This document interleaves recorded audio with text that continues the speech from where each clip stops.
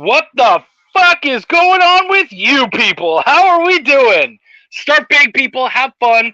It's been a little bit since I've had shows. Had some issues kind of making sure that everyone shows up and whatnot. And you know what? Everybody's busy. It's tough. But tonight's guest is here, is ready to go, is a lot of fun, and is super cool. So it's going to be fantastic. Let's make sure that all of you guys can see this. If you are watching this, remember, like, comment, share. Even if you're watching it after the fact, please continue to do that because it means that it will get noticed. And, hopefully more people get to see the awesomeness that is my guests. Not me. I'm all right. I'm like moderate. Brian Manel, what's up, homie? Hey, we have a good one tonight, guys. Tonight is Justin Hunt. He's got, thank you, Mike. I thought you guys were out. Much love, homie. John Westhoff's in the house. He's giving me the metal horns because he knows that I got my big news today. For those of you guys who don't know, actually, I'll tell you guys straight up the story just to kind of get everyone hyped. So, Steph Wilson came to me with a cover. And he said, here's what I'm going to do. What kind of logo do you want on it? And immediately I was like, I want Psycho Stick's logo on it because Sean and I always talk about them. And we feel like musically, they're the band that most blends with the whole brand of what Belial is. And Belial is all about humor and metal and just being dicks and stuff. And they're perfect for that. So I was like, put that on there. So I talked to him. I showed it to Sean, explained to Sean what was going on. And Sean was like, man, we need their permission first. And I was like, fuck it. They seem like good dudes. They won't give a shit. And he's like, man, I don't think so. You know what I mean? Like, I don't want to get in any trouble. And I get that. Instead of just pushing harder on him and just being like, no, fuck that. I was just like, screw it. Went straight to Twitter, showed the guys a picture of Belial, explained to them what's going on. I'm like, hey, do you guys want, are you guys cool if we use your logo on a cover? They were like, they literally said, sounds awesome. And we were like, awesome. So now we're off to the rodeo and we get to use Psycho Stick on a cover of Belial 3, which is fucking just exciting as shit. So metal horns to all of you. Very excited. Yes. Thank you, Brian. I'm super stoked. I love those guys. I think they're hilarious. Their NSFW, their song NSFW, just gets me through so much. I just will listen to that and just scream it out into the universe for fun. It's just great. But enough about me. We've got Justin Hunt today. Nicholas Mueller's in the house. What's going on, buddy? Thank you. Thank you very much. I appreciate that, homie. We've got Justin Hunt today. He's an absolutely amazing artist. Love this dude. And you know what? He's so cool because I love what he does. He's worked with some high-profile people doing some amazing work. And he actually came to my booth in Seattle in December. And that's what's funny. He came to me in December and he said, hey, man, I would love to be on the show. And I was like, I would love to have you on the show. And literally we sat right down there and I was like, cool. I said, I can't get you until well into March. And he was like, that's fine. I'm good with that. And I said, great. Let's do it. Oh, yeah, see, Wendy and I have already planned on getting a Justin cover. So, yeah, we do love Justin's work very much. We actually created an IP specifically for Justin and people like Justin to do work on. So, yeah, he hasn't been told that yet. Yes, that's fair, John. I'll take that. So, yeah, he came up. We worked it out right there. And now here we are. We're, March 8th or some shit? Yeah, March 8th. And now we're doing it like literally 3 months later because I think it was like December 5th or something, like in Seattle. So, yeah, I had a great time there. And this is one of the fruits of that labor is being able to have a dude like Justin Hunt on the show. So, I think I've babbled enough for now. Why don't we just start the fucking episode, make it happen, and have some fun with an amazing artist. Let's do it. Canadian bacon is actually really good, and it's nothing like normal bacon, and it's better than ham, which you guys seem to call Canadian bacon. I'm very good at writing. I write very well. Yeah, it's Shop Talk. Do some of your audience members like the word fuck? Cool, then I'm going to keep saying fuck, because I care. Cheers, buddy! Probst. Here we go. Boom. Let me fix this. I believe I'm supposed to use the word fuck as much as possible in your show.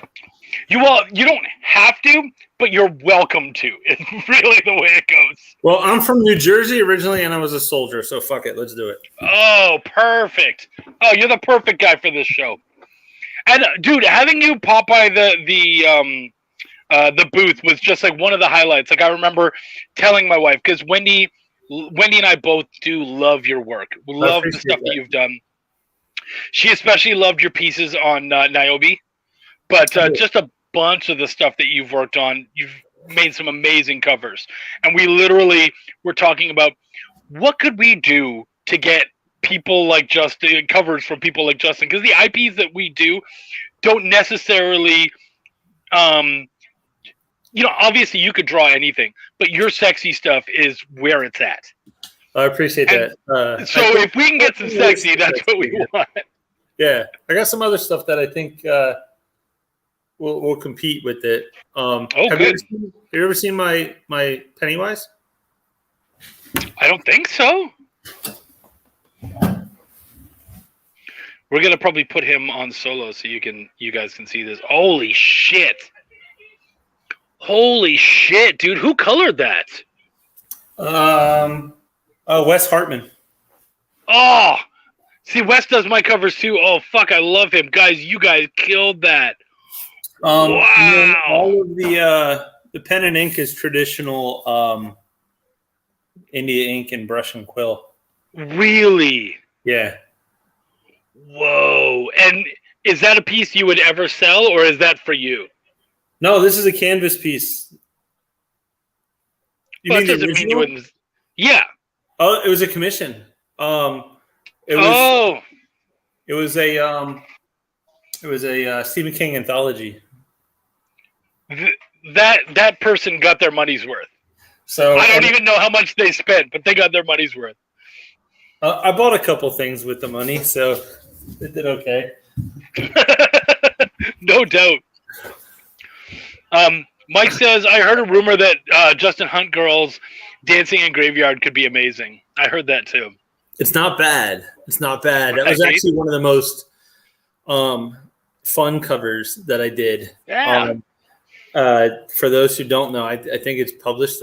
It's out there, right? It's in the Netherworld. It's in the It's printing. It's in the Twitterverse. Mike and Trish are just amazing people, and they go through a lot personally and physically and stuff like that, and they're super supportive of some of the publishers I've done work for, and they're just a huge love of comics and stuff. And they wanted to start their own comic, and I just thought it was so cool to basically throw themselves out there and say, let's write a story that's super fun. Let's get out there. Let's do it. And I forget, we were on a show, and they were on there as like kind of like guests, but not really guests kind of thing.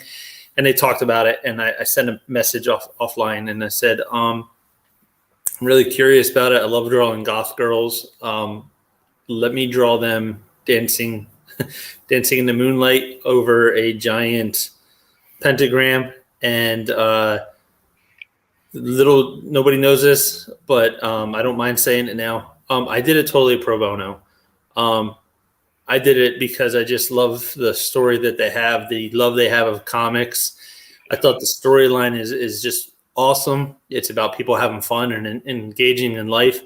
And Mike and Trish are just amazing people. And I said, let me do it. And I said, what do you guys want on it? And I believe Mike or Trish said, whatever you want. I sent them a quick sketch, and they said, go for it. And then they sent me their character designs. And then when I did the actual cover, I made sure each character represented what they had in it, but then gave it some flair. And then I worked with my Canadian sister, Gwen Delagout, and threw some colors on there. And it came out. It's probably one of my top 10 covers. Composition. It's got some stuff in there. If you look at it, one of the tombstones is in honor of Jack Kirby, the Jack Kirby one. And then one of the tombstones has my stepson's first grade teacher or second grade teacher's name on it for a reason. That's really cool. So we did that, and then actually when you look at the book, the tombstone to the far left is actually the husband of the first lady burned at the stake for the Salem witch trials. Wow. So, yeah, so I put a little bit into it, but it was cool. There's 13 candles. There's a boom box. I did the Book of the Dead opened up to the alignment of Mercury, Mars, Venus, and Earth and stuff like that.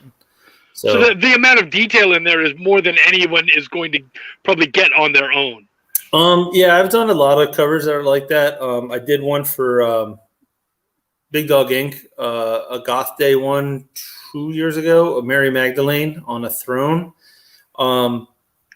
Once it hit the colors, you lost some of it. But if you look at the throne, there's all kinds of, and her outfit actually has a mix of satanic and Christian beliefs and symbols all mixed in. Like on her corset, it's inverted skulls and inverted crosses alternating each other and stuff that. Yeah, Sanju did the colors on that, and I just remember him cursing me. Sanju's really talented too. I love his work as well. He and I are working. We have another one that's going to be going out to Big Dog in a little bit. Tom reached out to me for some stuff, and I couldn't say no. Well, and so I used the Brink and Fetch cover for the thumbnail for this, and the whole reason I use that one is because that's a cover where you and I share a credit. So, because I got to edit that book, so anytime I can show and be like, "Hey, I got some connection with this person, this amazing guest," I like to do that. Yeah, it's just a fun book. And I actually even I think I even paid to be a backer too. That's very sweet of you. But yeah, I mean, I got a lot of moving pieces right now. I got a wall full of covers I've done. I've got more covers than I have shelves, and I got a bunch in the works. I got a couple other companies I'm doing some work for. You guys haven't seen some of it yet. I'm doing some stuff with Counterpoint with Merritt Michaels. I'm doing some stuff with Source Point Press. And a couple other ones that I can't tell you, but they're pretty cool. So that's badass, dude. Good for you. So let's go back then. Sure. Because you're showing us the present, you're showing us the now, and at some point we'll probably talk about the future, but let's go to the past. What is your origin story when it comes to comics and geekdom? And then what is your origin story coming into comics as a creator? Okay, so I'm a kid of the 70s, 70s and 80s, and I remember going to 7-Eleven, and they had the spinner racks, and you'd save up 25 cents or 15 cents, and you'd immerse yourself in these cool worlds that had artwork in them. If 2-color process or 3-color process, where they weren't skin tone, they were like little red dots and yellow dots and stuff like that. And Conan was my biggie. I was into Conan, and then I'm a huge Star Wars fan. Which way? I don't know. If you can't tell. Plus, right? So when the graphic novels came out of the movies, it was a way for me to immerse myself in it and see it. And my dad would actually surprise my twin brother and I with comics, and we had this huge collection. And that was my introduction to that stuff. And then I got into it more and more, and I was into Dungeons and Dragons, and I was into creating the characters for everybody else. And I would draw since, I don't know, maybe first or second grade I was drawing. And it was just one of I loved to create them. And one of our neighbors was Gray Moreau, who did the Spectre and stuff like that. And one of my other neighbors, this is going way back, we were neighbors with the Frazettas. So that was my introduction to, hey, learn how to draw. Wait. You can't just skim over that. Are you telling me that your neighbor was fucking Frank Frazetta? Same neighborhood, yeah. That's insanity. How So, old were you at the time? 8. So you couldn't see his work. Yes, I did. Oh, I did you? I was introduced to that stuff. My dad. I mean, I was watching Felix and stuff as a kid. So, yeah, that I was watching. The heavy metal movie. My dad had heavy metal magazines all over the place. I have a collection of about 300 heavy metal magazines still. I became a giant Julie Bell and Simon Beasley fan. Went into the military, kept drawing, and then I don't know. I just been drawing like constantly, like a little bit here, a little bit there, and then I did some artwork for NFL teams, and I did a painting for Charles Woodson's retirement. It was like 6. It took 2 Raiderettes to carry it out to present it to him, and actually, let me show you a print of it because everybody sees my artwork, my comics, right? But I can show you. I can actually paint too. What's up, Niobe? Dude, we were just talking about you earlier. I was telling everybody that Wendy was introduced to Justin's work through your covers and how much she absolutely loved them. So yeah. So this is a print of the painting that I did. Dude, that's gorgeous. Now, Way to go. The actual painting was just the black part, right? But it's 5 feet across. So people saw it, and I forget who it was, one person after another, and then it was like, hey, can you draw, I think it was Wolverine? And I was like, sure. And I did it, and they're like, no, like this. And they showed me a comic. I was like, sure. So I drew a comic style, and then it was like, hey, can you draw this? Can you draw this? And then I set up a booth at Emerald City. Was my first convention. Wow. I had a bunch of stuff, and I will forever be indebted to this man, Brian Polito, who walked over to my booth and saw this really cool Lady Death. She was in like these ancient ruins, and she had their sword in the moon and everything. And he's like, "Hey, that's pretty good. Take it down." And I was like, "Wait, what?" And he's like, "Yeah, cease and desist. That's my character." And I was like, "Shit, I just got yelled at by fucking Brian Polito. My career is done." So I took him down and I tore them all up. And I was like, people would walk by and I'm like, "Hey, I'm gonna give you $20 for that $5 print. I need it back so I can tear them up." And the next day he came over to my booth and he's like, "You're good. I'm gonna give you a shot." And he's like, and I worked with him, and I did a cover, and the next year it was premiered at Emerald City Comic Con and sold out in less than an hour and 20 minutes. Dude.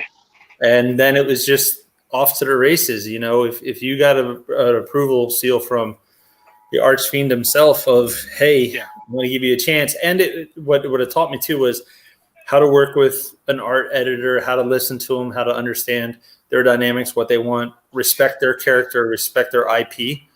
I mean, this one. Right. There she is. Right there. Dude. That's my cover, actually. Put my own cover on my arm. And then I did a couple more for him, and through that I was introduced to a couple other places. I got reached out to. I did a project with Marvel. I did stuff with Tom over at actually with and I wasn't doing a lot. It was just part time for fun. And then Tom Hutchison put out and said, "Hey, I'm looking for artists," and I was like, "Here's my stuff," and he's like, "Nope." I was like, "Oh, okay." So then it wasn't quite what he was looking for. He was looking for a very specific feel. And then I was doodling, and I did a demon lady. And he sent me a message, and he said, this is the style I need. Can you do this?" And then I did his Mary Magdalene cover. And so that one, So, I love that though, that you're willing to point out the no's, because those rejections are so important. well, you get more rejections. It's like dating, Chuck. You get more rejections than you do kisses. It's true. So this is one. This will never be sold. This is my original pencils for the Lady Death cover, my first Lady Death cover. Damn. Yeah. So that'll never be sold. And then from that one, I've only got like 5 of my pieces of art. Everything else is like Mike Mignola art, Joseph Rubinstein, Larry Hamas, Mike DeBoff. Like I got Alex Ross. Those are all on my walls. So I only got a couple of these. I did this one. And Tom was like, yes. Can you do that feel? So I did this one. The glare sucks. Sorry, guys. But there's a shit ton of details. Holy crap, there is. Fuck, buddy. Don't call me a fuck buddy. That doesn't sound right. Fuck, comma, buddy. Okay. But yeah, like all the stalactites have texture and wow. So I did this for Tom, and he was like, "You're in." And then I've done a bunch for Tom since then. I got more coming. And then I have a regular day job. And so what really makes it cool for me is the artwork is I'm not really in it for the money aspect of it. I'm in it because I love the environment. I love being a creative. I love being part of the process. I like working with other creatives. I know that Niobe's on there. Like I've done 2 covers for Niobe already. I've done some Mary Machine Gun. I've done I've done Persuasion for Kincaid. I've done Jengar and Shred. I've done a bunch of stuff for Mad Cave Studios, some Source Point Press, some Good Dogs. I've done some stuff for Luis Torres, Codex. I've done stuff for Dustin Brunel. And you know what? You don't have to do it. Like Marvel's great, DC's great, but at the end of the day, their hands are tied to a degree. And when you work with some of the smaller publishers, they're doing it because they love it. So there's that passion, right? And a lot of people discredit and like, oh, well, they're not this or not that. And that's just bullshit. People who discredit smaller publishers, you're missing out. You're missing out because they're not tied, right? And each one is super unique. Like if you look at my covers, like I'm sorry, I'm looking up because I got some Lily the Demoness, right? Gaslighters, Nebula Pearl, Middle Ground, War Angels, Jengar and Shred, Battle Cats. I mean, Sister Mercy, RV9, Count Survey, like the list, right? And that's where I'm at now is I get to just create and say no. And yes, I have worked. I'm actually, what a great segue, Mr. I'm actually working on a piece right now for Antarctic Press for Gold Digger 300. It's Cheetah, if anybody wants to see it again. Yeah, let me put that as and that's the last issue of Gold Diggers, right? Yeah, 300, and then they're done. Dude, that's huge. That's historic.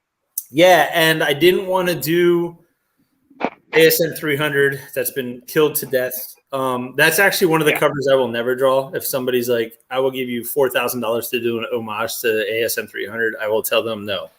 I will not do it. It's been done to death. I think it's as much as it was nice and as much as I have an ASM 300 on my wall, I'm not drawing it. So I liked Cheetah as a character. Ben Dunn basically, hey, go with what you want. And I got her. She's going to be in booty jean shorts and a slightly smaller top. And I'm giving her like rocker boots with like spikes and chains all over them and everything. And we're going to do some like laser lights behind her and a bunch of other stuff and kind of give her a different feel. But it's a manga, right? And I can do people think I can only draw that stuff, but I mean, I can do other pieces. Oh, wow. Yeah. Wow. So it's a fairly diverse. I'm fairly diverse when it comes to doing the artwork. Yeah, you are. Holy I shit. do that. You think about all the curvy stuff. This one here is a commission that will be released as only 35 prints. Oh, damn. Let's look.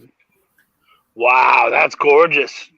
So I did, the big three.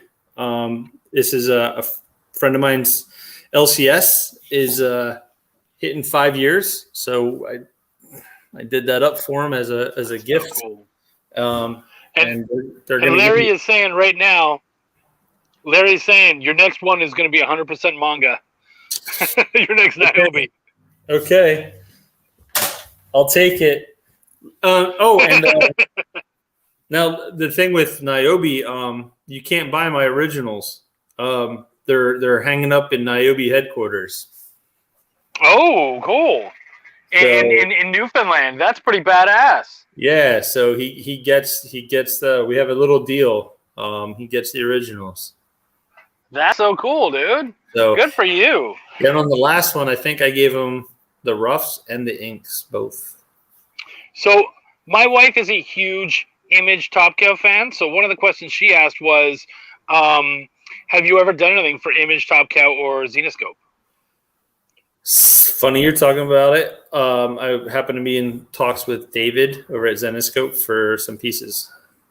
I won't tell you anything about Wonderland or anything. Oh, New Brunswick. I'm sorry. Thank you. I appreciate that. For some reason, I had it in my head it was Newfoundland. So, dude, that's awesome. Yeah, that's fucking fantastic. Yeah, Top Cow and Image. I'd love to. I actually submitted a piece.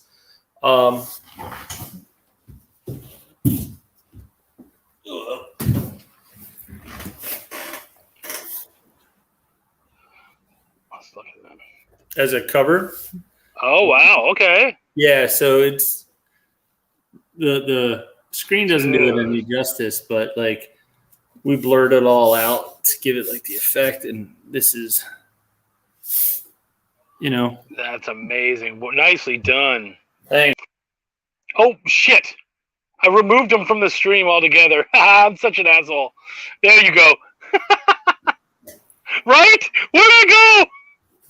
I was picturing I was in the Phantom Zone and that's what I'm thinking, dude. That's great. Just a bunch of squares floating away. Neo before Chuck. Wendy says, sweet, I think your style works for Xenoscope. Yeah, it works for all of that.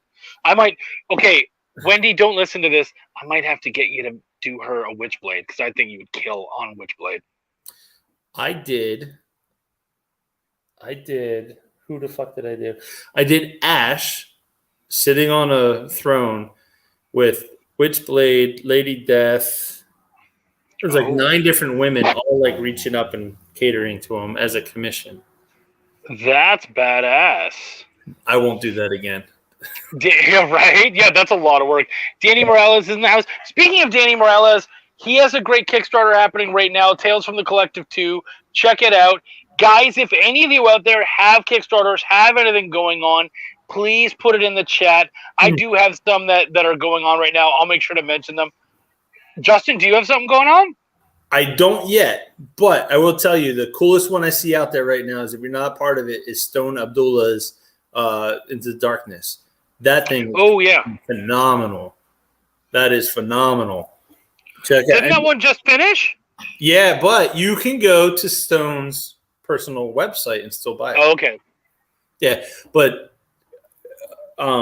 the fact that, I mean, he's a rocker too, but the fact that he doesn't play Led Zeppelin, I might just not talk to him anymore. But beyond that, he, now, do I have one coming up? No. However, I'm part of a bunch of them. But if anybody has seen on my Facebook page, the other day I just had to brag about my wife. We were watching Warrior Nun right? And when it was out as a series, and then I said, "Oh, yeah, it used to be a comic. It came back and everything."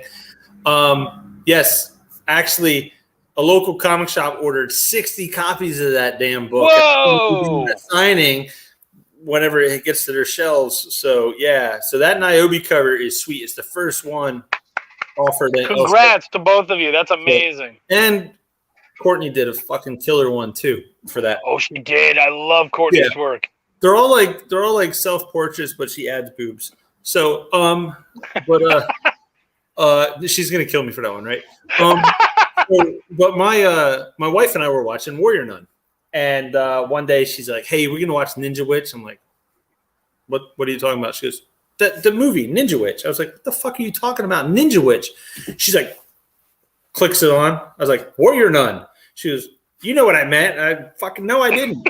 So from that, she's like, "That would be a cool concept." And over time, I was like, "Well, just develop a background, come up with stuff."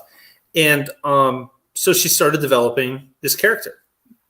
And I was working on some covers for Atrocity Press. And I said, "Hey, guys, my wife has an IP." So we did up a contract. My wife owns the IP. Johnny and Max wrote up a huge killer script based on a bunch of information. And thanks, Larry. So we wrote this thing, and the pages are being drawn. It's beautiful.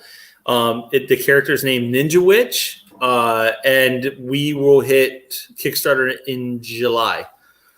So fantastic. My wife has a comic book coming up before I got a comic book coming out. So how do you think that makes me feel? But I do have a cover for it. A couple other people are going to be doing covers. It'll be we're not doing 600 covers. We're not doing anything not safe for work. This will be basically, if you imagine Underworld meets Batman meets like John Wick with a woman. Oh, that's this story. That's cool. Yeah, it's a really cool. It's pretty deep. It's conceptualized. It'll have some flashbacks that give you a little bit of background who she is as she develops. But I mean, this is one of those ones where, yeah, there's a Kickstarter coming out, and it's my wife's, and I'm super stoked and I'm super proud that, she's not a nerd. She's a closet nerd because she'll surprise me out of nowhere. Like I'll make a quote and she'll like throw a Raiders of the Lost Ark quote. Then I fall in love again. But she broke out of her comfort zone and said, "I want to do this." And as I was doing it, she's like, "No, make this, add this to the character, do this over here." So we developed it, and we developed her arch nemesis. And a lot of the things that she embodies are in Ninja Witch, and a lot of the things that she hates are in the Nemesis.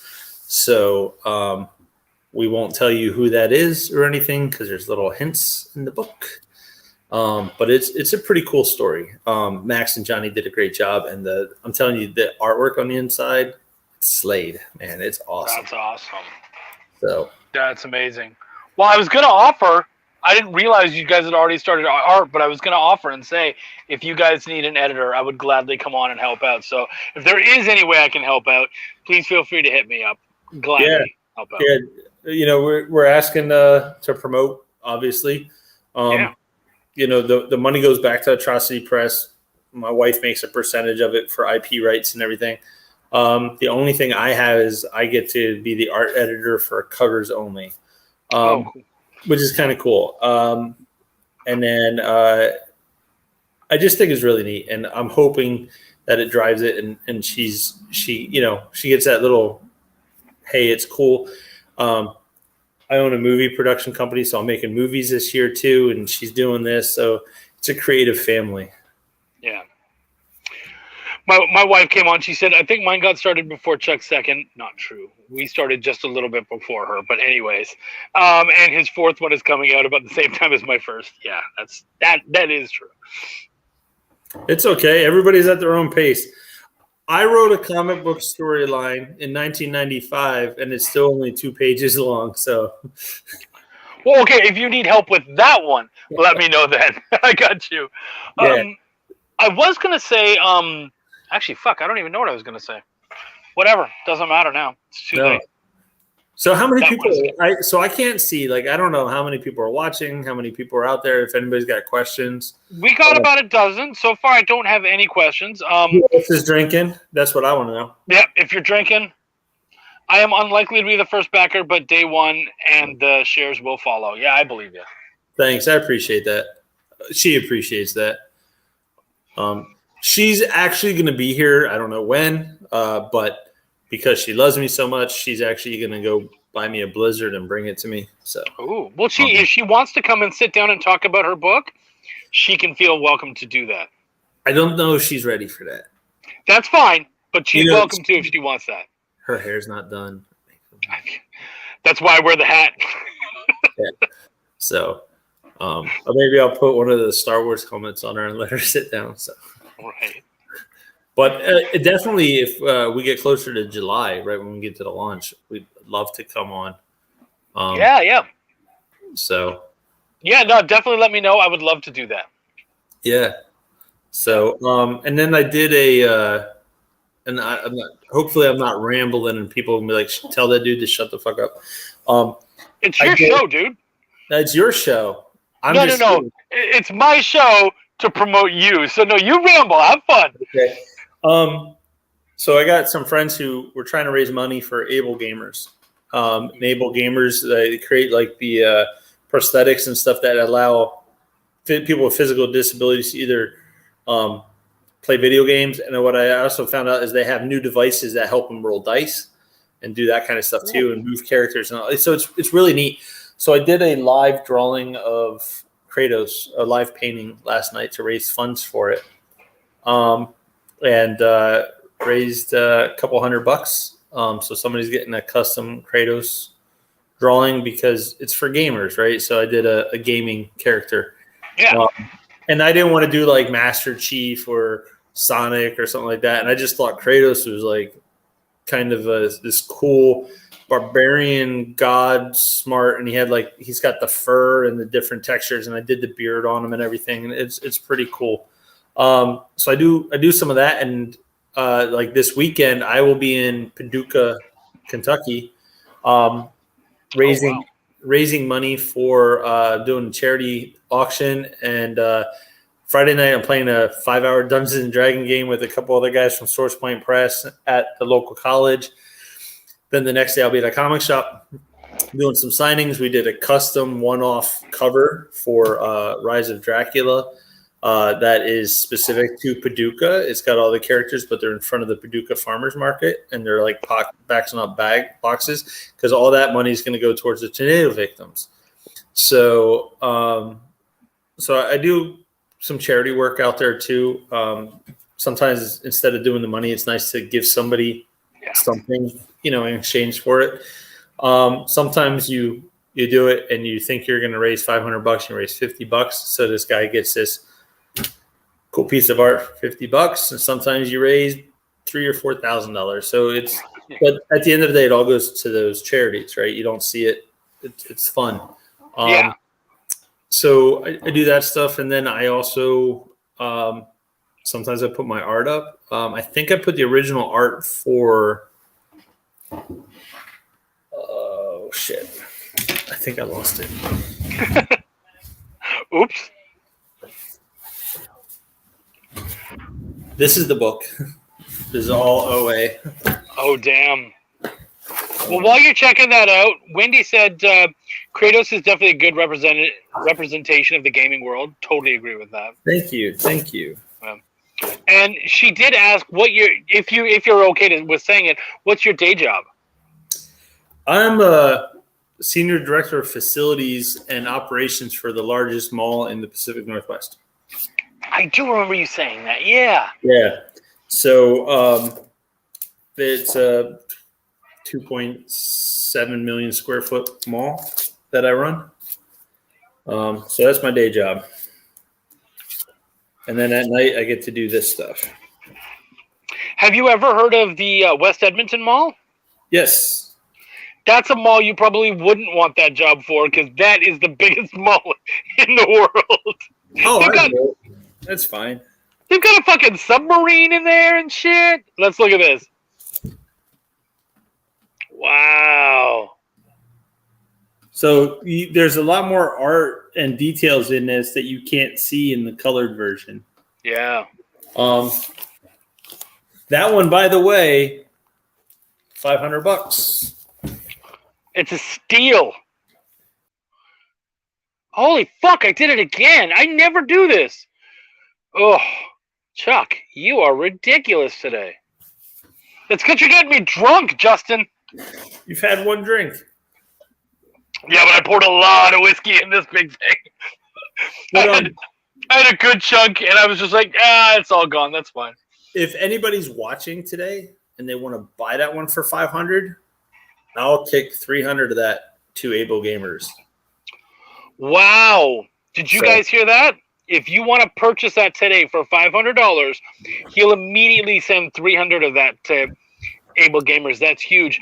Niobe, you're not that much older than me. I don't believe you're a boomer. I believe you're a boomer if you were born up to, I think it's like 55 or 59. I don't think you're a boomer. I don't know. You were born in the 70s. I'm born in the 70s. You're born in the 70s as well? Yeah. We're all pushing that big 5-0. Oh, yeah. So, yeah, I mean, so, I think what's cool about these shows is, obviously it's a look into – this is called the nerdery. So my wife named it from Tommy Boy. There's a scene where he tells David Spade's character, he's like, he goes, we will retire to the nerdery with our calculators and stuff. So that's what this has become. But I mean, you name a genre of comic or sci-fi, I probably or pop culture, I probably have something in here. I'll tell you what, let's play a game. I'm gonna disconnect and we can walk, says I know my battery's still charged. But let's walk. Let's throw two things out there. Let's see if we can find something with them. How's that? All right, guys. You in the chat, throw out any two genre things, and we'll see if we can find those in his art installation. But don't go super crazy. Yeah, don't go crazy. Yeah. Let's try to stay fairly mainstream, guys. Okay, let's try to stay fairly mainstream first. For me, okay, so I'll do Battlestar Galactica. Hold on. See? Right away. Wait. Is it new or old?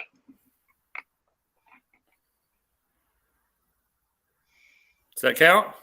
Oh, it so counts. That's awesome. There you go, right away. Okay. I love that. Next. Okay, do we have some coming? Oh, you see? Oh, my boy Eric said the same thing. Fuck, I love you, Eric. That's great. Oh, wait. Hold on. Oh. Because you said it twice? That's great. Okay, Wendy said, she was you were specific, Wendy. That might be rude. We'll see if you can do it. If not, just grab it. But she said R2-D2 and Frodo.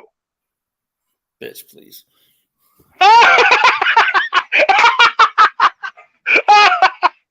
Oh, fuck. Oh, shit. Frodo, huh? Frodo, does that count if I have...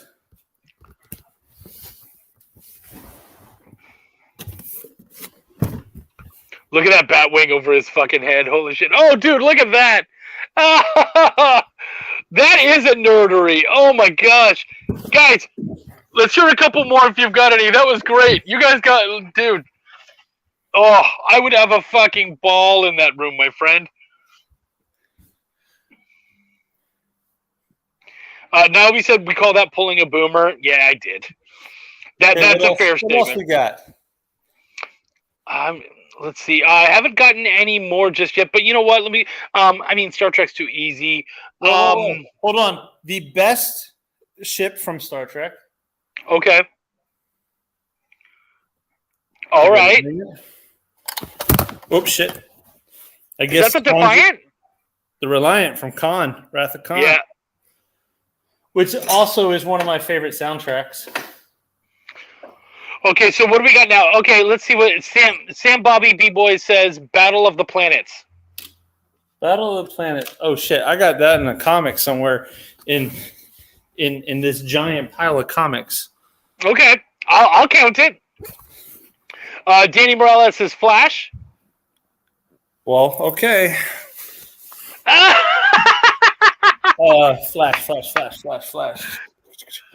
You know I have comics with the Flash in it. I thought you were gonna show us a Flash tattoo, like you were gonna pull your shirt off and you had like the fucking lightning bolt on your chest or some shit. No.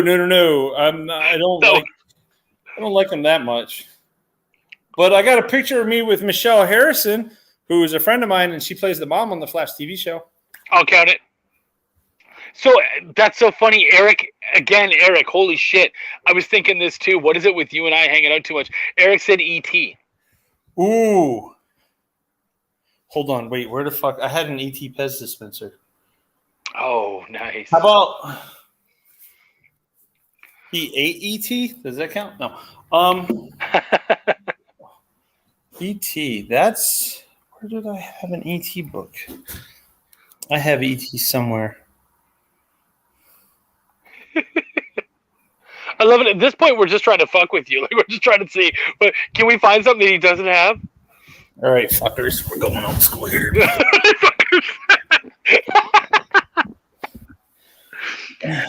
By the way, this is a first for Chuck's Shop Talk.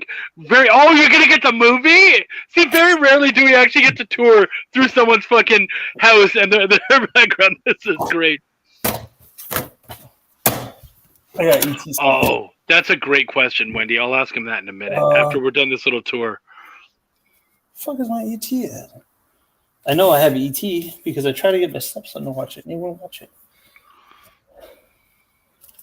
All right, I owe you guys an ET picture. I got one somewhere. Okay, but we'll believe you. Brian Manel, so I'll do two more. I'll do at least one more. Sure. Two more. Brian Manel asked two things. First, he said alien. I just showed you an alien. Okay. And then Dune. Dune. We have...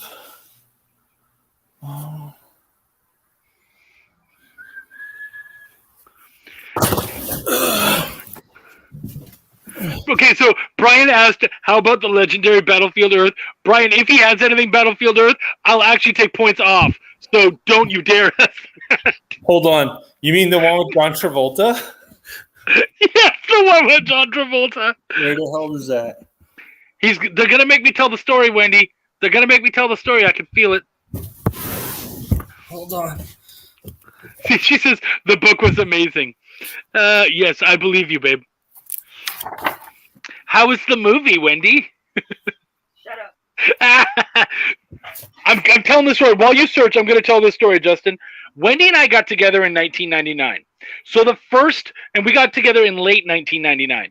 So the first blockbusters that we got to see were in 2000. That was the first summer blockbusters. So her and I both had Holy Grail movies that we had to see that summer. Okay. So she says, we got to go see my movie. And then I was like, yeah, we got to go see mine. They were both coming out that year. Hers was Battlefield Earth because she loved that movie. She loved the book. So we had to go watch the movie, which, by the way, did not do so well. And I was able to hold it over her head because my Holy Grail movie was the X-Men. And we all know how well that one went. Video. I know that one. Right? So for the longest time, I would just tell her, you're not allowed to pick movies anymore. Yeah, I don't think I have Battlefield Earth. That's probably because I'm cooler than that. Yes, we win points for that in my book. All right. So one last thing. Here's one of my favorite. Oh. Here's one of my favorite things, though. My daughter got me this first printing, first edition. Wow, that's so funny because Wendy actually asked, what is your favorite sci-fi collectible? So what's your favorite sci-fi? So that's a really nice one, by the way. But favorite what's your sci-fi? Yeah, like your sci-fi, yeah. Alex the Large does not count, right? Well, I mean, it's yours. It's whatever you, dude. I mean, Alex the Large from Clockwork Orange, but I don't know if that's sci-fi. Oh, I got it. So I was 6.5 years old, and this movie came out, and I went and bought the movie poster, and I still have it. Whoa! Yeah, of course that's huge. Of course. So. Yes. That one wins for me. And Alex freaking out. Brian's freaking out. He loves Alex. He loves Clockwork Orange. He says yes, it's sci-fi, and I agree. It is. But yeah, Star Wars, dude. That one wins. That one wins. So yeah, for mind. Alex the Large, I'm gonna turn it around, but he's in there. I got him as a pop. See him right behind Hoggle? That's badass. So, yeah, I mean, it's pretty diverse. I got all kinds of crazy stuff. Up here I got Legend, Doctor Who. I got Warhammer, Transformers, Star Wars, the DeLorean. This is from Game of Thrones. That's cool. Here's the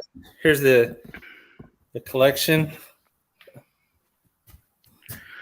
It's funny that you showed off that particular Star Wars poster, by the way, because Wendy and I are trying to do an homage to that specific poster for her current comic book. And then this is actually one of my favorite comics that I have, because this I've had since 1979. Oh my gosh. The Empire. Do me a favor. If you can open it up. Yeah, absolutely. Okay. Can you tell me when that came out in 1979? October. Oh, it came out in October of 79? Okay. Yeah, I already know that. And the only reason I'm asking is I was born in May of 79. So I wanted to see if you were holding a comic book that was, in fact, older than me. No, you beat it. I just barely squeaked in. Yeah. Came out in October of 79. I got it as a Christmas present, and I've had it ever since. So, yeah. That's awesome, dude. That's so awesome. Steph Wilson says, I thought this was going to be a panel show. No, I don't think my next panel show is until May 3rd. Oh, wait, is that your episode? Steph, it is a panel show. He's in that panel, and I'm in this panel. Yeah, right? It's a minimalistic panel show. he moves from Jersey, and he goes up to New England, and all of a sudden he's fancy and has to have multiple panels. Right. I love you, Steph. Steph doesn't do panels. That's what he has to keep reminding us all. I'm off panel. Yeah, Wendy's off panel. I like that. Or backgrounds. Do stuff. Thank you. Hey, Steph, I worked very hard to get you permission for that fucking cover, by the way. Do you mind if I get a refill? Go refill. Yeah, we can talk while you're gone. Oh, I don't have to go far. Oh, okay. Well, yeah. So, are we getting more Gentleman Jack? No. Let's go with. Okay, I'm a Canadian like whiskey guy, so like rye. So, what do you got there for me? I got some Crown. Yeah. I got some. This is you're saying Canadian whiskey. I got some Pendleton. Oh, that's good too. Yeah. Yeah. See, that's Kentucky. That's that one. Scotch. Then Tin Cup. Gamblers. Gentlemen. Kentucky. I got like 5 different types of Jameson. Oh, I know what we'll do. Jameson Blue. Ooh, okay, yeah. All right, you win that round. That's a good, nice one. This is in the custom decanter my wife had made for our wedding. Oh, wow. For your wedding? Yeah, they're all engraved with my name and initials on it. How long have you guys been married for? Got married in August. Like just past August? Well, congratulations. That's badass. Yep. That's so cool. So, yeah, this is a 15-year Blue. Hey, that's Becca's birthday. Oh yeah, that is. That's my youngest kid's birthday. Oh, perfect. So Wendy's youngest kid as well. So we picked it because it's 8421. So it's August 4th of 21. So each number is half the number before it. 8421. So I don't have to ever forget it. That's good. That's good. What, Steph? Way to do research? Are you fucking kidding me? You want me to research people's fucking wedding dates and shit? Fuck you, buddy. There's a line. There's a line. You're lucky I know your last name, Steph. Watson, whatever it is. That's fucking funny. So yeah, I mean that's a short tour of part of the studio. So, okay. So because we're talking, it was this year. It doesn't matter, man. Who, mine? Right? It was last. Yeah. It was yeah. Well, obviously it wasn't this August. Brian asks, what is your favorite sci-fi movie and what's your least favorite sci-fi movie? Those are tough because there's so many good ones, and even the bad ones are good. As far as sci-fi movies, I mean, like the original. When I say the original Star Wars, I'm talking before they called it A New Hope and fucked with it. Only because of what it meant, right? I thought it was phenomenal. I liked when Alien came out. Sci-fi.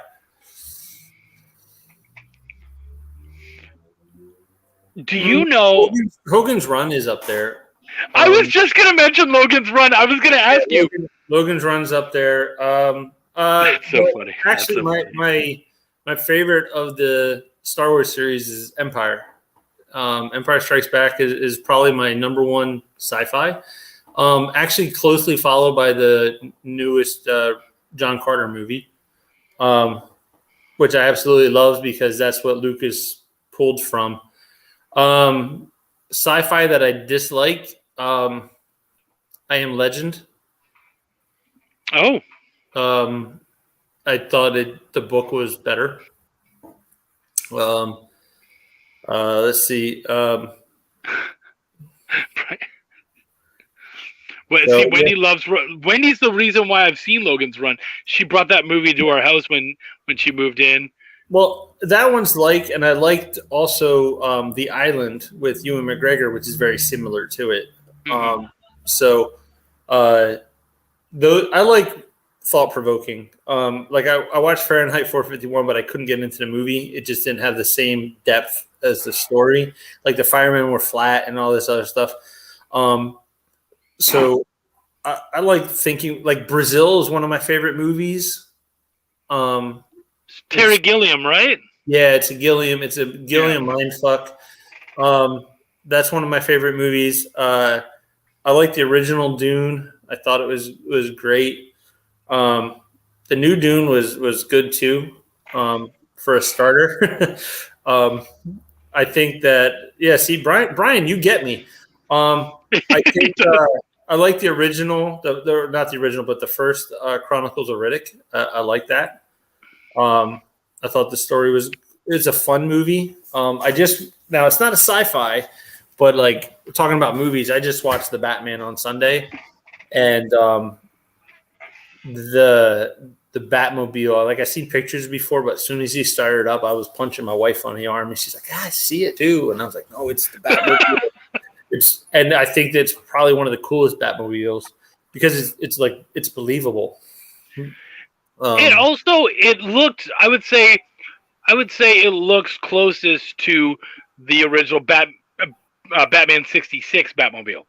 It looks closest to that. I just only because it's like the original, the 66 was actually a real car, right? I mean, they had it out there, and like I will always be an 89 Batman fan because growing up in the 70s and 80s, it was gray and blue, and all of a sudden, Tim Burton's like, we're going to make him black, and he's going to be dark and broody and all this other stuff. And I remember going to see it with my dad and my twin brother, And we're like, what's going to happen here? And then as soon as he helps the guy up and he's like, what are you, man? He's like, I'm Batman. I was like, yeah. You know, and that's ever since then. That's the direction DC went with him. Yeah. I love the Ben Affleck Batman because he was different. He went to the grays and he was more like, I've been doing this for 20 years. I'm tired of doing it. But this one, although I had a hard time with Pattinson as Bruce Wayne, I loved him as the Batman. And I heard that a lot. So if you haven't seen it, have you seen it, Chuck? I haven't, no. Okay. So I'm not going to put anything else out there, but I will just say that I don't send a lot of tweets out. I have a Twitter account. I think I sent like 9 tweets out in the last 2 years, but I sent one and I tweeted to Jim Lee and I was like, thank you for finally putting the word detective back in DC. Like that movie just encapsulated the detective aspect of Batman. Oh, cool. So did he respond? Because that would have been badass. I don't know. I don't go on Twitter, so I haven't looked. I mean, if you're gonna throw something out there like that, you gotta check, man. Let me check. Wendy said we just watched Uncharted, and yeah, we enjoyed that one a lot. I played all the games, so that was fun. It wasn't like a brilliant movie, but it was a great popcorn movie. No, I didn't. He didn't respond. No. I got Tim, one. you dropped the ball, you bastard. So I haven't seen Uncharted. I'm going to take my stepson to go see it. I've never played any of the games.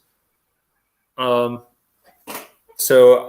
I'm the one who plays Skyrim, and I played it for 3 months before I even killed anybody because all I did was run around and look. I'm like, ooh, a cool butterfly. And, oh, check out the waterfall and the reflection here. And, like, even when I play Star Wars Battlefront, I'm like, if I hide behind this waterfall, like, look, check it out. Like, the characters are waving, like, and all this other – I keep getting blasted. And I'm, like, yelling in the thing. I'm like, I'm not shooting you. I'm looking at the leaves. So Skyrim is a beautiful game. That one's yeah. easy to get lost in, yeah. And the new one's even like more expansive. It's just so the whole Scrolls series is phenomenal. Yeah. Actually, speaking of video games and a Star Wars fan, I have an Oculus, and they did the Darth Vader series, where you actually have to fight him with a lightsaber and learn and force throws. And if you turn the lightsaber the right way, you can deflect the bolts and everything. And you got to climb through his castle and all.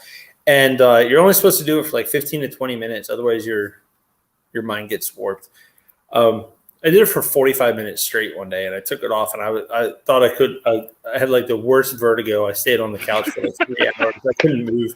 Everything was moving. I felt like I was still walking and shit like that. It was absolutely crazy, but it was so cool that I'm interacting with Darth Vader. Like you're literally interacting with these characters and walking around, and you're like force throwing stormtroopers and shit. That's so cool. You know, everything you wanted to do as a kid, right? And you got your little action figures and you're running around and stuff like that. And then your dad only buys you 3 stormtroopers, and you're like, Dad, I need an arsenal of these son of a bitches. Yeah, right. You know? And then they die, and you're like, oh, I'm back. Da-da-da. You know, and like here, I'm a different one. Yeah. But then here you're like actually you're interacting with them, like you're living it out. Like I remember as a kid. Now, don't get me wrong, I'm a nerd. Like I'm in the 501st, like the Darth Vader costume. Oh, wow. I wear that. I have a Stormtrooper commander's costume, the dress uniform and stuff. So I still get to do that, but it's like being immersive in a game environment just puts you in a whole different world. Yeah. And I love doing that stuff. And, you know, I have 4 kids of my own. I got grandkids, and now I have a stepson. And when I first started dating his mom, it was like, oh, who's this guy? Who's this guy? And then he saw the nerdery, and he's like, fucking A, I'm in. Let's play video games. Right, let's do this. I can hang out with this guy. Yeah, we actually have 2 TVs over here side by side so we can play Fortnite together. So you play Fortnite as well? I do. Oh, that's funny. Me too. Yeah. I'm not great at – well, let me rephrase it. When I'm with him, I play – because I was in the military, so I do like the Bound and Overwatch. And then he's like charging in there, and he's like, you can recover me and save me and take me to the van. I'm like, dude, I'm tired of taking you to the van. Like, stop doing this shit. You know? But like we'll get a victory now and then, and we like high five, and then we turn it off. We're like, we're gonna end the night on a high note. We'll get a blizzard. So my buddy Eric Cockrell and I play together a lot, and so do my buddy Braden Cox, both comic creators, and we'll play. And it's very different games. But when I play with Eric, we're hiding in bushes and all that kind of stuff. And then he's like, you get the victory, or you get a second place or something. And you're like, I'm going on a high note. I'm done. Yeah, and he'll be like, actually, they're coming in now. He'll be like, let's go hide in this bush and move the circle. I'm like, dude, you got 3 minutes. Sit still. We're running into the circle and all. There he is. They brought me blizzards. It's fucking awesome, right? What'd you get me? That is fucking awesome. Which one's mine? That's mine? That's not mine. No, that's your mom's, dude. Which one's mine? The Reese's cookie dough. This one. All right. So first off, everybody, come here, Gabe. This is Gabe. We call him G Money or Gunner. What up, G Money? And then come here. This is Amy. This is Amy. Creator of Ninja Witch. So, Amy, I told your husband already, but if you want to come in and talk about Ninja Witch later in the year when it's coming in, you have an open forum. I would love to have you come by. All right. Sounds good. I'll gladly talk about her. Excellent. I'm very excited. Get out of here. This is my show. Yeah. You'll get your chance. So, Brian says thought-provoking sci-fi is my jam. Yeah, obviously. Sam said Logan's Run is a cult classic. So is The Thing 1982. Absolutely. And actually, the new thing was not too bad either. Yeah. I think, people complain and bitch about remakes, but if someone were to remake Logan's Run, I would be okay with that. Have you seen The Island? No, I haven't. That's a remake. That's pretty much a remake? Okay, yeah, I'll check that out. Yeah, it's like 85% the same. Okay. The concept is the same. All right. Wendy also has a twin, by the way. Okay. Steph Wilson, Myst was like that. Get lost. Dude, I totally agree. I loved Myst. I played literally all of those games. And yeah, it was very easy to get lost. Well, Myst was cool because that one's like the original, right? The original open world kind of thing. Yep. Yeah, absolutely. I thought he was referring to the movie. Oh, the Myst, yeah. Yeah, that one had a fucked up ending. Yes, it did. Wendy, Dragon Age is my game. As far as games I've played, it's at the top and will probably be there for a very long time. Yeah, but you were also big into Skyrim. You played that a lot too. I think, as far as games, what was the hell was it called? I love that. Fuck, I'm old. Steph says watching Chuck for 45 minutes will do that to you. It was a space thing where you had Space Marines and you had these other guys. StarQuest. Okay, yeah. You mean StarCraft? StarCraft. See? Yeah, that was a good one. Yeah.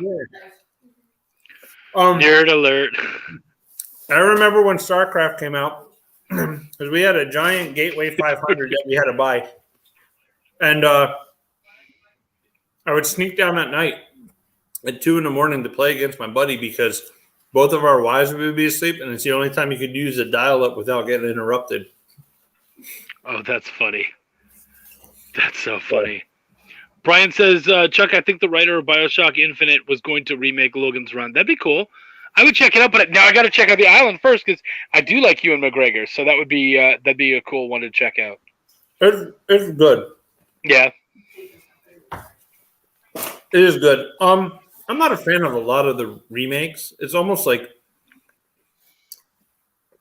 there's so many ideas out there, right? Yeah. Which is evident by how many different comic books are out there. And how many different creators are out there, right?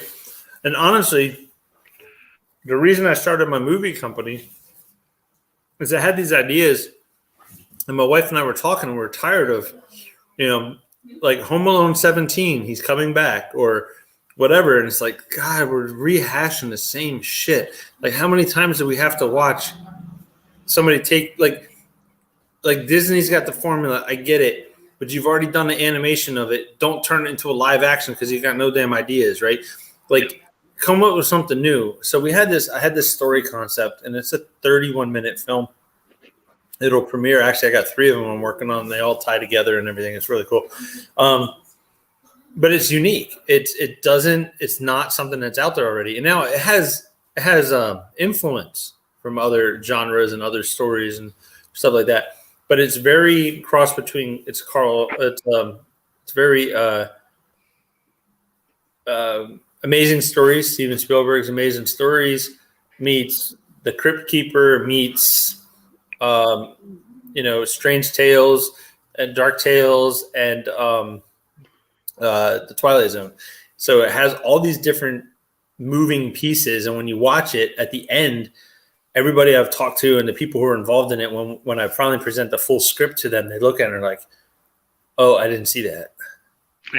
Right? Or they go back because there's stuff that's not even in there that only the director and the other producer, my wife's one of the producers, only like 3 or 4 of us actually know the details because we don't want anybody saying anything. So when you watch it and you end it, you're like, oh, wait, I have to watch this again because I totally missed everything. My mom had to do that with Total Recall. She was like, I have to watch that one twice. The first one? The original? The original one, yeah. The second one, the one with Colin Farrell, it was very simplistic. It was fun, but it was nothing special. I did like the idea of it still kind of being on Earth, and the idea being you were just traveling through the center of the Earth. It was an interesting, fun concept of. It basically looked like they did the whole thing just so that they could have the cool kind of anti-gravity fight at the end. Like it was all done for that. And you're like, all right, whatever, fine. It wasn't great, but it was fun. Yeah, I mean, and with that though, I mean, the concept is I could have done something different because the concept of the Total Recall, right? Remember the old show, Scanners or Brainwave, right? With Christopher Walken, same principle, right? Anything that's a memory you can manipulate and change and everything like that. Yeah. And I think with Total Recall, because Total Recall is the company, right? You can have all these spin-offs. Like this guy goes and he thinks he's a cop, and maybe he's like that could be a great series, right? Where every single one and they all tie together. So like this guy thinks he's a cop, and this guy thinks he's in the mafia and shit like that, but they're not. But their minds are one, and they can't. And when you're done, you as a watcher, you watch 7 episodes, and you're like, what's the real story here? Who's the actual character and who's not? Yeah. Right. So I think that there's a missed opportunity. Some things are better as series versus a movie, and some things are better as a movie than a series. One of the best series I watched in a long time was Taboo with Tom Hardy. Okay. It takes place just at the end of the colonial expansion into Oregon, in London, and his family owns part of Vancouver Island, but his mother was a witch in New Orleans, and she's a Creole witch, and all this voodoo magic, and so it's an 8-episode series it just lures you in, and at the end you're like, can we get another season? And they're like, nope, we're done. Story's done. Like, fuck. Well, it's because they got the victory royale, and then they bolted. They left. Yeah, which is great because now I'm sitting there wanting more. And if you ever like comics, are you a Batman fan, Chuck? No, to be honest. I wanted to lie to you for a second, but you know what? I like the concept. I like the character. I'm just all Batmaned out. There's been so much fucking Batman over the years. This is the Batman that you guys want to read by Marini. Okay. It's only 2 books. The Dark Prince Charming. Every the artwork in here, every panel is he drew and painted. Like, dude, it's beautiful. Oh wow! Right, every panel in here is wow. So see, look at it. Steph did his research. She said Chuck is a Wolverine fan. Yes, that's very true. I am a big Wolverine fan. So, but like if you read these, I actually messaged Marini and he wrote back to me, and I was like, check out that motorcycle shit. Like, wow. So I wrote him and I was like, because he did 2 books, and when it's done, you're like, give me more. And Marini's like, no, I only intended to do it as 2. And the problem is when you get to the very last page of the second book, it's a cliffhanger. And it makes you go back and reread the first book because there's stuff in the first book that you didn't pay attention to because you thought it was just in the background. And when you get to the end of the second one, you're like, oh, the Joker is mentally fucked up beyond what I thought he was. Oh, that's cool. Yeah. So even if you read that, hey, thanks, Brian. Appreciate you being on. If you guys can get a copy of this, digital or whatnot, I mean, the artwork's fantastic. It's a hardbound. Highly recommend it. Highly recommend it. Even if you're not a Batman fan, but you like good stories. I love good stories, so I would actually check that out. Yeah, and the artwork. The artwork is intimidating. It's intimidating. I see the art and I'm just like, I'm not there yet. I'm not even close. It's kind of like when I look at my Chrome stuff and I got a my Chrome original and I look at it, I'm like, thanks, Mike. You dick. Right, you dick. Wendy says the covers look like Alex Ross. They do kind of have that feel to them. Yeah, but they're actually. And Steph Wilson called me an adamantium addict. I snort lines of it like it's hot sauce. What can I say? Ooh, yeah, let's look at that. That is a Mike Chrome original cover. Wow. But I mean, and here's what sucks, right? I mean, I like Mike. Don't get me wrong, Mike. If you're watching, you're still there in my top 5. But dude does that with fucking markers. How? That's annoying. How? Like, you're not allowed to do that anymore, Mike. No, that's unfair. Start coloring outside the lines and make some mistakes. Like, you want to hear the Jack? When I got this, they said it was delivered and it was not in our parcel box, and it took another week and a half for it to miraculously appear. Mike was arguing with Australian Post, and we were arguing with the post office here, and then out of nowhere, it showed up. Ooh. So, yeah, we actually had, and what happened was our post office won't give us all the information, but Mike was actually able to get the code that's associated with the driver of where he was when he scanned it. And then all of a sudden they're like, here's your piece. So, yeah, right? So it's probably at his house. yeah, that, and then like I also have this butte from Mr. DeBalfo. Wow. One of his it's one of his Naughty and Nice covers.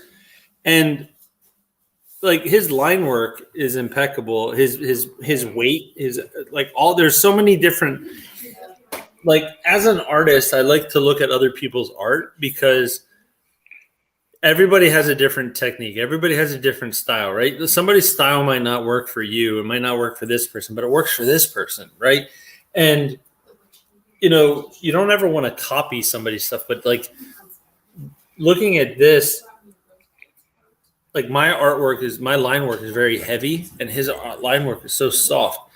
So we were at Swornfest and I was like, dude, how do you, and he's like, oh, I use this pencil, then I use this pencil, and then I use this one. And I'm like, well, that's a lot of work. And he's like, yeah. And then he uses light boxes and stuff like that. Yeah. So I'm an impatient artist. I draw something and then I'm like, I want it done. I want it done. I want it done. And that's my challenge is I got to slow down. And by the way, the whole thing is artwork. It's that's hilarious. And actually, I do remember now, Sam Bobby did ask earlier, what pencil do you use and what inks do you use? So I use a mechanical pencil sometimes, and then sometimes I use this one. Okay. And then what inks do you use? Sometimes I use a Tombow, and then I use brushes. Okay. Yep. It just depends. Bigger stuff I actually use a Sharpie too. Oh, cool. Steph likes to talk a lot of shit, and he says Chuck gets that intimidation factor from Waffle House menus. I'm intimidated by an awful lot of things, Steph Wilson, But food, I am never intimidated by. And Waffle House, I would eat that place out of motherfucking house and home. So no, I am not intimidated by a Waffle House menu. When I was in the Army in the South, we went to a Waffle House after a night of. They had all you can eat waffles for $4.99. We went in there, and they ran out of waffle mix. That is awesome. So that's the dirtiest place you'll ever eat. Also, Yeah, but you know that going in. It's not like they pretend to be different. no, it's not like you're going into like a Johnny House steak or whatever Right. else like that, right? You're going in. If my spoon doesn't have spots on it, give me one that does. Like I want to pick up my spoon and have the napkin still attached to it. syrup, I already got some. Thanks a lot. Wendy says we have similar taste in art too, Justin. Love Mike DeBelfo stuff. Yeah. White Chrome, all those guys. Yeah, absolutely. So what makes those guys cool too is, right, if you look at my art going back, I try to make all my women wear helmets because I hate drawing hair. And I actually talked to Mike DeBalfo and I was like, hey, how do you do hair? Like your hair when you draw these women, it's phenomenal, right? So he told me two things. One, he said, go look at catalogs and like Google like hairstyles, and then look at them, and then try to find a pattern, right? And then he said, look at hair as if it's a Christmas ribbon, and then you take a ribbon and however that's how hair falls, and then you have a 2/3, 1/3. So if you have a strand of hair, 2/3 is one thing, and the other one's a third.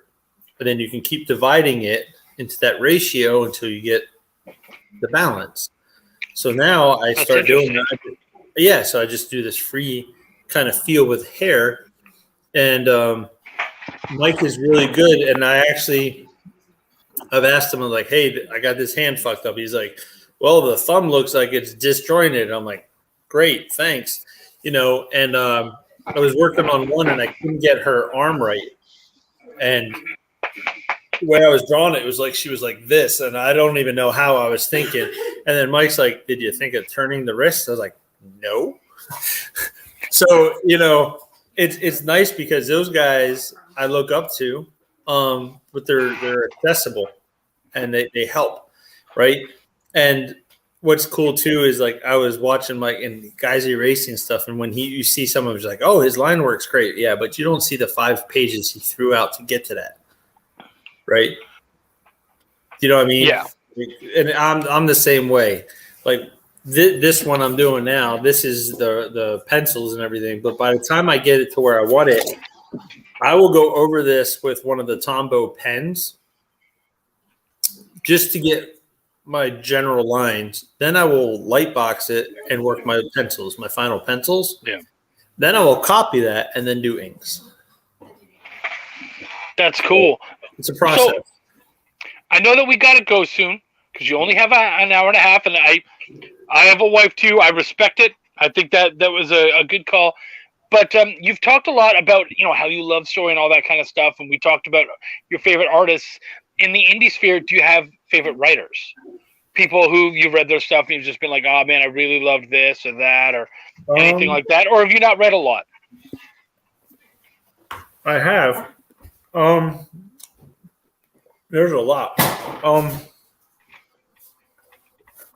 really like the Gaslighter series.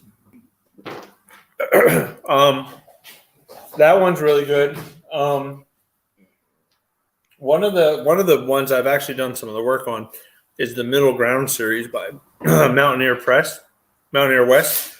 And it takes place where Europeans are coming over to like Jamestown settlement. And when they come over, they bring their demons and spirits with them. And the middle ground is their spirits are fighting Native American spirits as the white people are fighting the Indians.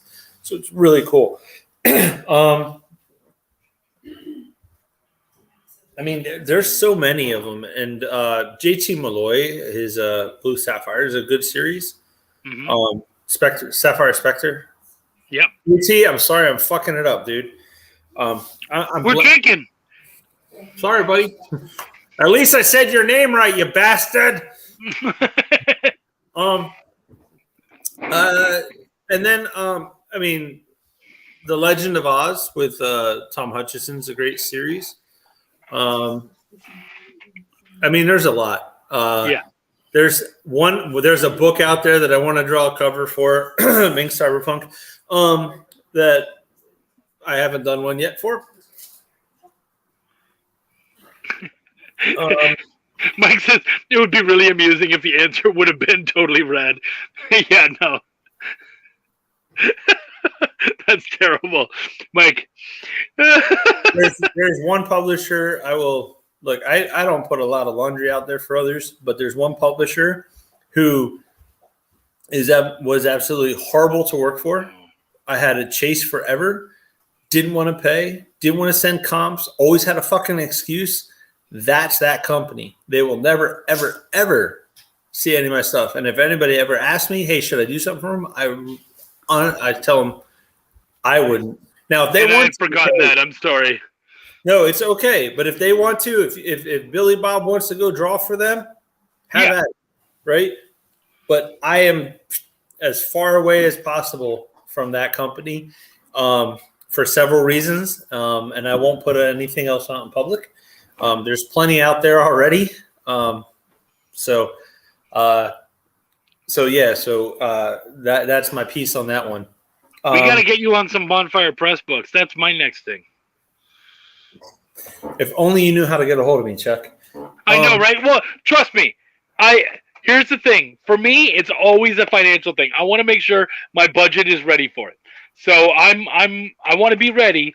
And so we like I said, we have a project specifically we're building for people like you and Courtney. I think another big one I want Marissa Pope on there. We're building it specifically for that caliber of covers. So we will be in touch, my friend. Okay. But now, if I had to pick, though, there's one cover that if I ever get the chance to do it, I will take 5 weeks and work 24 hours a day and meticulously draw every line as slow as possible so it's perfect. Hey, Jim Lee, if you ever listen, I want to do a fucking Batman cover. Sorry. Emotional. No, don't be. Jim? But no, I want to do a Batman cover. For me, yeah. Or if Marvel ever wants a Doctor Doom cover. Doom is my favorite villain of all time. Batman, fuck it. Let's do a crossover. Batman versus Doom. I'm in heaven. I can die. Right, there you go. Steph says you could do a Belial cover if you like doing cover every 3 years. Fuck you, Steph. Eric goes, Doom! Yes, absolutely. Doom. So actually, my wife, she made my stepson, she made him a custom cape with fur and everything, with the leather straps and everything for Christmas. Now, she already knows she's on the hook. She's making what 2 costumes, sweetheart? Jesus, I don't know. Doom? Yeah. Doom. And what's the other one? We just talked about this. Well, but no, that is a lot of latex. It is a lot, but what is it? I've never worked with latex. Batman. Thank you. She's making me we're going to do a custom Batman. So my friend, check it out. My friend is Tommy Rice. So if you know Tommy Rice, check it out. He does like the book called The Lock and a bunch of stuff. He was ex-football player. I'm 6'3". You are a big dude, yeah. Tommy's about this much taller than me, and his arms are 23 inches around. He's going to go as Bane, and I'm going to go as Bats. Oh, wow. That'd be so cool. So, and I'll go as Puck. Because I'm short and chubby. I'm going as Alfred. Yeah, my wife's going to go as a female Alfred. I like that. She's going to go as a guy Alfred. I don't know. Wouldn't you make an excellent like Catwoman though? Oh no. You don't think so? Don't can't... shake your head, Justin. No. Catwoman? There's a level of finesse that's required. For Catwoman. Okay, so superheroes. She loves She-Ra. Oh, cool. And actually, the first drawing I gave her, actually the only drawing I gave her because I still owe her a painting from 3 years now. I drew her on a Wonder Woman blank as Wonder Woman. Oh, that's cool. Did you not give her the painting because she didn't finish paying for the commission? Like, once the PayPal comes through, baby, then I'll finish the painting. I think I paid enough. So that's a touchy subject.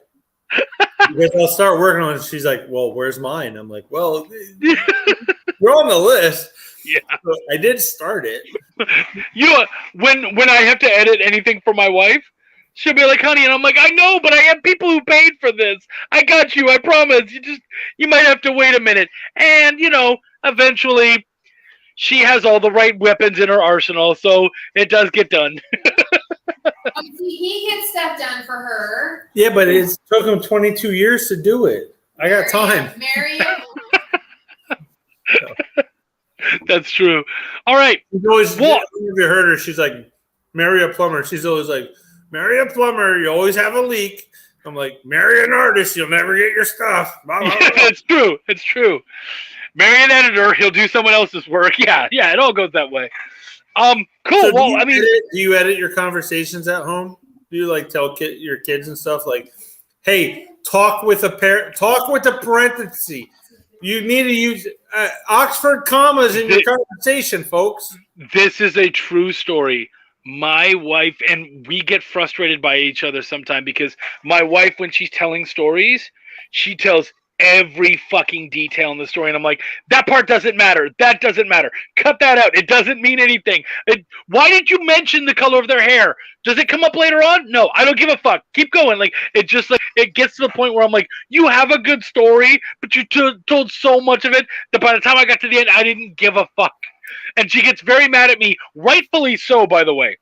I have no right to edit her story. She can tell whatever the fuck she wants. So she's earned it after all the time we've been here.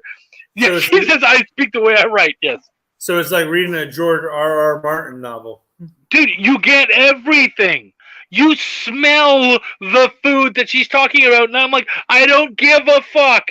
I know what chicken smells like. Jon Snow had a glove upon his right hand with 4-inch leather straps with 7 little rivets upon each one representing a stone he skipped when he was 4. Don't care, George. Yeah, doesn't matter. But yeah, she hates me for that, and she has every right to. And of course, I get frustrated listening, and I think I have every right to. But that's my fault. That's on me, and I'll take it. I'll own it. But we're about out of time because I know that you want to get to that beautiful lady beside you. So why don't you tell everyone where they can track you down so they can find your beautiful artwork? Oh, you said beautiful lady, and my stepson rolled his eyes. Holy shit. Gabe, come on, man. Let your mom have the win, dude. He just went, eh.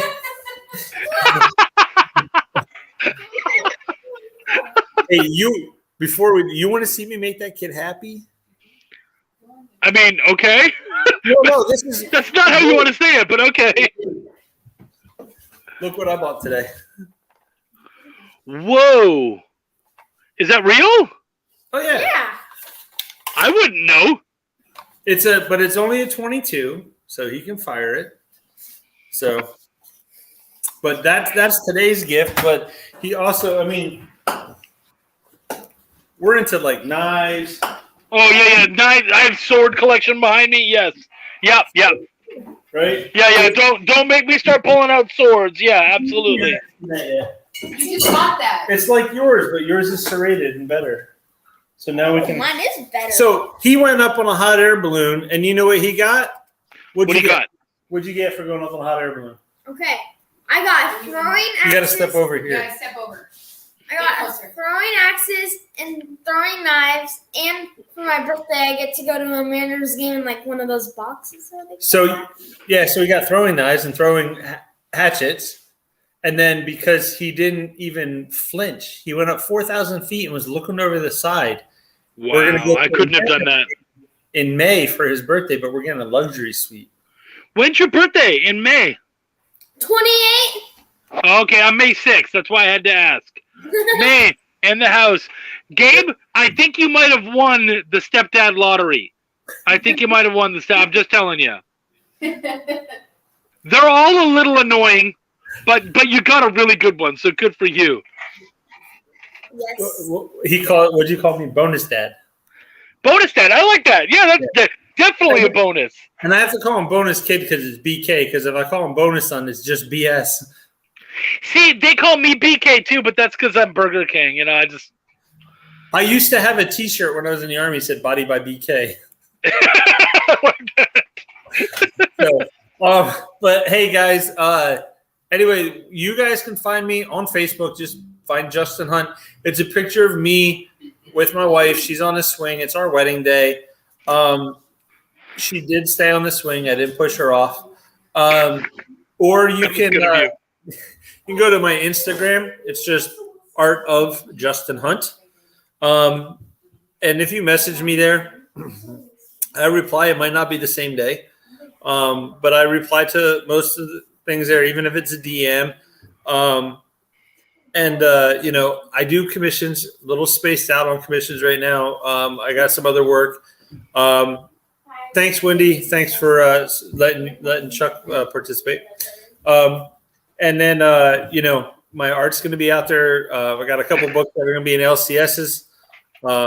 Yes, the wedding picture from August. See, Steph knows the deal. But I'm on Instagram for the most part. And then every now and then I pop up in a show. And if you do want to follow my Facebook, I put a lot of posts there as well with some upcoming stuff. So I'm out there. If you want to bribe me, Legos, Star Wars Legos. That's it. We'll remember that. Yes. So I'm on the look for the 1989 Batmobile, the small one that came out as a mail-in only. It's $161.49 on Amazon right now. Not that I was looking earlier today. You memorized it? Yeah, because I almost bought it. Of course he did. I almost bought it, and then I realized didn't ask your mom yet. So that could be a cheap cover for you people out there. Just saying. Yeah. So anyway, couple covers coming out. Stay tuned. There's a bunch of them out there. If you are supporting any of the Kickstarters, one thing I'm just going to tell everybody who's watching: if you back a Kickstarter, the best thing you can do is reach out to one friend and introduce them to that Kickstarter. So either say, "Hey, here's a cool one," and sponsor it for them, so that introduces them to it, or talk them into supporting it, because that's how this grows. And it's one thing to sit there and say that's a cool Kickstarter, but support it, sponsor it. Yeah. That's what this community is about. I know Steph has a live show on Thursdays, I believe. Mr. Wilson, correct me if I'm wrong. He does. But, he's got to learn how to draw certain things, and he does cool characters and stuff. Support other artists. Steph's not my competition. Mike's not my competition. Hell, even J. Scott Campbell's not my competition. We're all in this together to create and participate and be part of this culture. So we're all peers. Yeah, and that's the cool part. You walk into a Comic-Con and you're like, hey, and you spend more time saying hi than you do selling stuff sometimes. But I'm with that. But I appreciate you having me on, Chuck. It was a great time hanging out and walking around and showing people what's going on in here and stuff like that. I think I owe E.T. and Dune. I think you. I think those are the two, yeah. Let me write that shit down, because otherwise I have the mental capacity of a newt. So that's okay. While he's writing that down, folks, there are a couple Kickstarters I would love for you guys to check out, since he did mention Kickstarters. Cthulhu is Hard to Spell. I edited a piece on that, so please go check that out from Wannabe Press. That's a great one. Another one is Chris Tomasma's Clarity Girl and Base Force. That's another one that I got to edit and work on as well. And then coming today was Immortal Era 6 from Edward Davis. I also edited that book. Very cool book. So check out all of those. Dude, that is badass. Custom There's our Cthulhu. That's really good. Yeah, custom embroidered fez. What's up, buddy? You Dude, just that's said really it, so cool. I figured I'd. Oh yeah, no, that was a good pick. That was a great snag. That's really great snag. Well, and you might have to wear that next week. We start Cthulhu Invades Wonderland, which is another book that I edited and wrote on. Dude, that's like screams Justin to draw it. Dude, we're looking for people to do Can I make pinups him for it. the Walrus and the Carpenter? If you want to do a pinup for it, dude, we would love that. Oh man, shoot me a message offline. I'll let you know some Done. detail. Well, we can talk about it right after this show. So I will say goodbye to everybody. Hey, Gabe, real quick, put your earmuffs on. Put your hands over your ears. Yeah, he's good. All right, everybody. Peace, love, and comics. Thanks for showing up. My name is Chuck, and I give a fuck. Thank you very much. I will see you guys next week. Peace out.